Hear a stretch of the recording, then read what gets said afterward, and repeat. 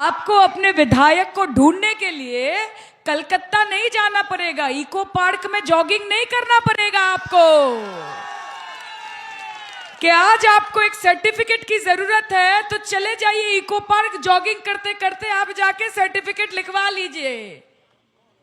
अगर प्रदीप दा को वोट देंगे तो सुबह या शाम जब भी दरवाजे में दस्तक दे तो आपका विधायक, तृणमूल का विधायक, यहाँ का विधायक, ममता बनर्जी का विधायक आपके लिए प्रस्तुत रहेगा 24 घंटे।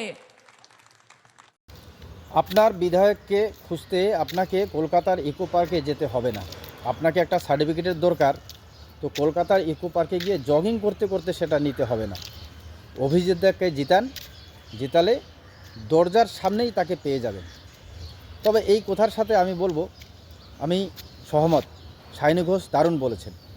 এবং আপনাদের বলে রাখি, এই খড়গপুরের সভায় গিয়ে সায়নী ঘোষ এই মন্তব্য করেছেন, নাম না করে দিলীপ ঘোষকে সম্ভবত খোঁচা মেরেছেন।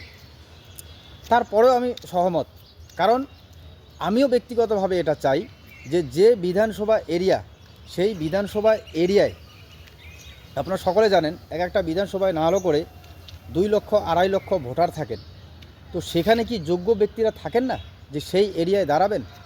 তো বাইরের থেকে লোক এনে, বাইরের থেকে বলতে পাশের বিধানসভা থেকে, সেই বিধানসভায় কি মানুষ নেই? পাশের বিধানসভা থেকে সেখানে মানুষ এনে দাঁড় করানোর কী দরকার? তো সেই অনুপাতে সঠিক কথা বলেছেন সায়নী ঘোষ। কিন্তু এই সায়নী ঘোষকেই আমার প্রশ্ন, আপনাদের মনে আছে হয়তো যে গত 22-এর লোকসভা ইলেকশনে এই তৃণমূল দল শত্রুঘ্ন সিনহা, আমরা সকলেই নাম জানি, ভালো করে চিনি, ওনাকে আসানসোলে দাঁড় করিয়েছিল। কেন? আসানসোলে কি যোগ্য কোনো প্রার্থী ছিল না?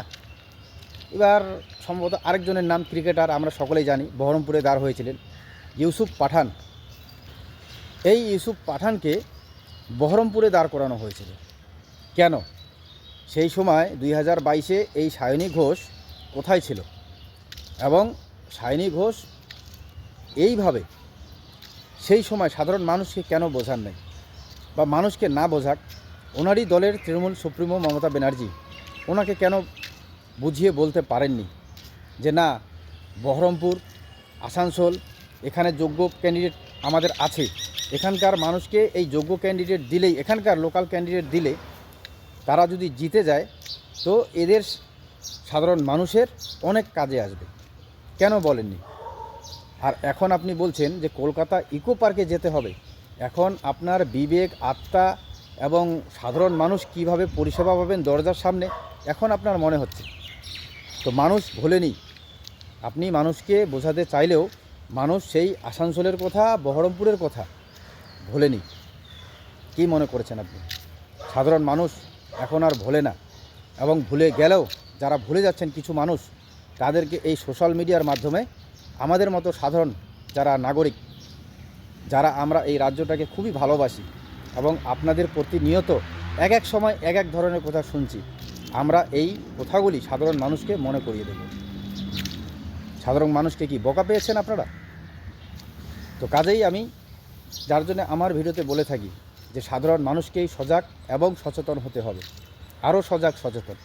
এবং এই আজকের দিনে দাঁড়িয়ে সোশ্যাল মিডিয়ার সামনে অন ক্যামেরা যে কোনো রাজনৈতিক দলের নেতা নেত্রীরা যা কথা বলছেন সবটাই মনে রাখবেন, সবটাই মনে রাখতে হবে।